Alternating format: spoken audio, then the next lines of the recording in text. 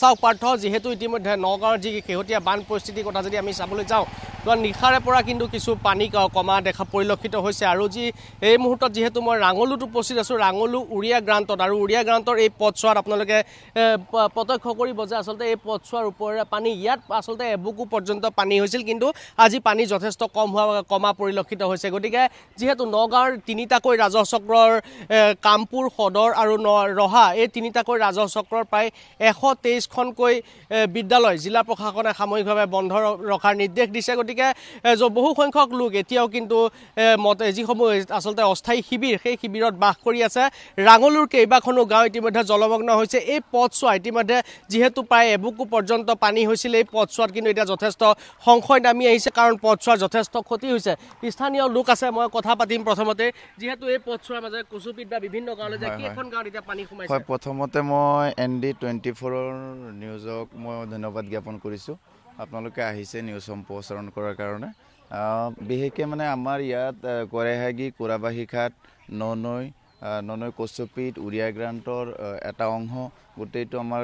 যোৱাকালিলৈকে পুৰা জলমগ্ন হৈ গৈছিলে আৰু জলমগ্ন হোৱাৰ ফলত বিভিন্ন ধৰণৰ ক্ষতিগ্ৰস্ত হৈছে বিশেষকৈ প্ৰথমতে কম মই যোনটো ৰাঙলুৰ পৰা আমাৰ গড়েহাগিত যোৱা মেইন ঘাইপথ হয় ঘাইপথৰ এটা অংশত এটা চাইডে প্ৰায় আধা খহি গৈছে সেইখিনিও মই গোটেই অসমৰ লগতে সমূহক মানে চবকে মই জনাব বিচাৰিছোঁ যাতে এই চোৱা পৰৱৰ্তী সময়ত পানী সম্পূৰ্ণ হোৱাৰ পিছত যাতে এইখিনি ঠিক ঠাক হয় লগতে জলজীৱন মিছনৰ যি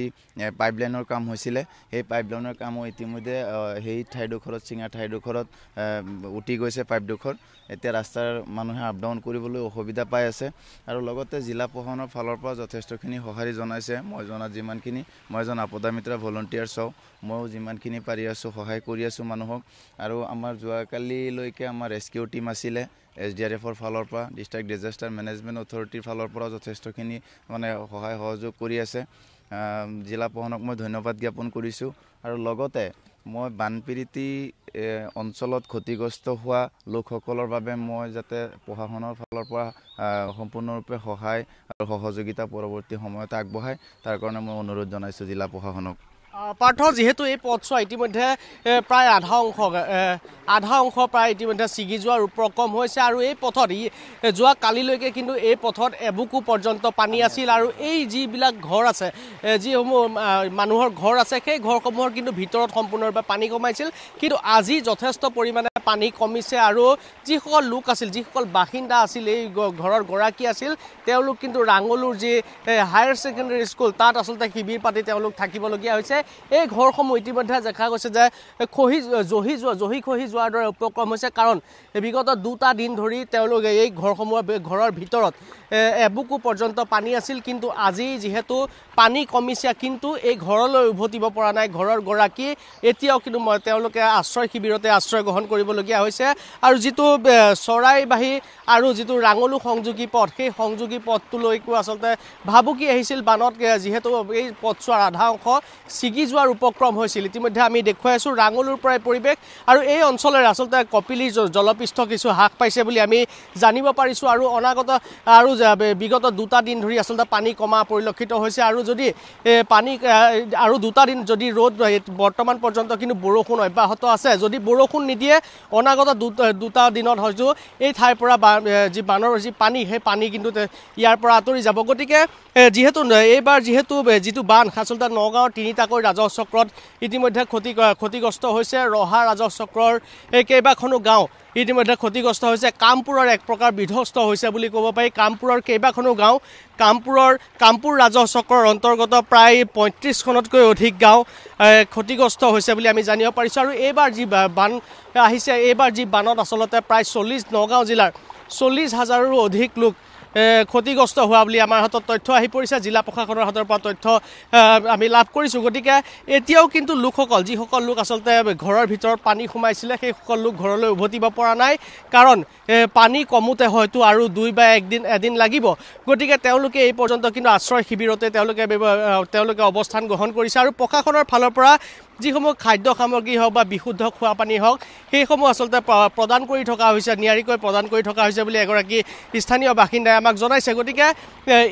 এই পৰ্যন্ত কিন্তু নগাঁৱৰ ৰাঙলুৰ কেইবাখনো গাঁও কচুপিত চৰাই বাহি এইসমূহ অঞ্চলত এতিয়াও কিন্তু বানৰ যি আচলতে বান এতিয়াও কিন্তু কিছু কমিছে যদিও যিসকল লোক বা ক্ষতিগ্ৰস্ত হৈছে বা যিসকল লোকৰ ঘৰত পানী সোমাইছে সেইসকল লোক কিন্তু নিজৰ ঘৰলৈ উভতিব পৰা নাই আৰু বান কমাৰ লগে লগে এনেদৰে তেওঁ আচলতে লোকসকলে নিজৰ ঘৰখন যাতে বানৰ পানীয়ে যি ক্ষতি কৰি থৈ গ'ল বা যি অনিষ্ট কৰি থৈ গ'ল নিজৰ ঘৰখন তেওঁলোকে পুনৰবাৰ সজাবৰ বাবে ব্যৱস্থা গ্ৰহণ কৰিছে আৰু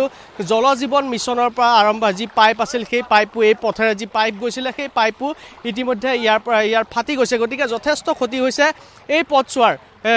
ৰাঙলু চৰাইবাহী সংযোগী এই পথছোৱাৰ এটা অংশ খহি যোৱাৰ উপক্ৰম হৈছে আৰু স্থানীয় ৰাইজে দাবী জনাইছে যে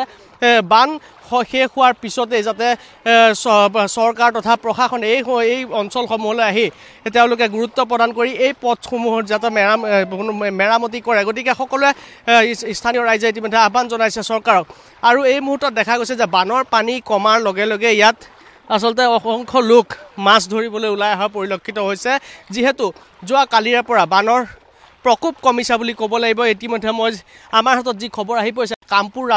কামপুৰ অঞ্চলতো কামপুৰৰ তেতেলীখৰা হওক বকুলগুৰি হওক সেইসমূহ অঞ্চলতো আচলতে পতিয়া পাম সেইসমূহ অঞ্চলতো বানৰ প্ৰকোপ কিছু কমা পৰিলক্ষিত হৈছে আৰু এই মুহূৰ্তত যিহেতু সম্পূৰ্ণ বানৰ যি আচলতে বানৰ পৰা মুক্ত হ'ব পৰা নাই গতিকে কিছু সংখ্যক পানী আছে আৰু 2 এদিন হয়তো লাগিব এই পানী শেষ হওঁতে আৰু তাৰ পিছতহে আচলতে যিসমূহ লোক ইতিমধ্যে আশ্ৰয় শিবিৰত অৱস্থান গ্ৰহণ কৰি আছে সেইসমূহ লোক আচলতে ঘৰলৈ উভতিব পাৰিব পাৰ্থ